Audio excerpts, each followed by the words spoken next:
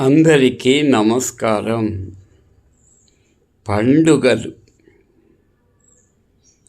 మన సాంప్రదాయానికి ప్రతీకలు. పండుగలు మన పండుగలలో మన సాంప్రదాయాలన్నీ కంటికి కట్టినట్లుగా కనిపిస్తాయి.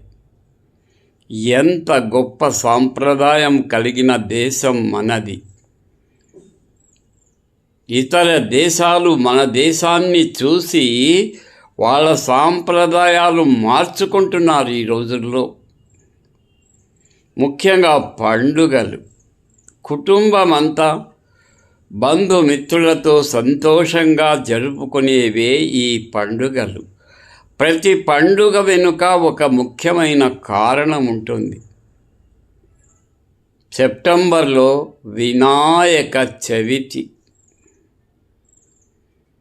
వినాయక చవితి రోజు మనకు ప్రకృతి అంటే ఏమి, ప్రకృతికి ఎంత విలువనివ్వాలి, ప్రకృతిలో జీవరాశులకు ఎంత విలువ ఇవ్వాలి అనేది వినాయక చవితి వల్ల తెలుస్తుంది.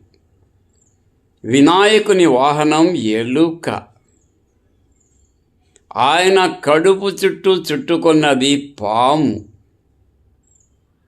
చూసారా? వినాయకుడు గజముఖుడు. ఇక్కడ ఏనుగు యొక్క గొప్పతనం. సర్పం దాని యొక్క దైవత్వం. ఎలుక అతి చిన్నదైన భారీ విగ్రహాన్ని మోస్తుంది, వినాయకుణ్ణి.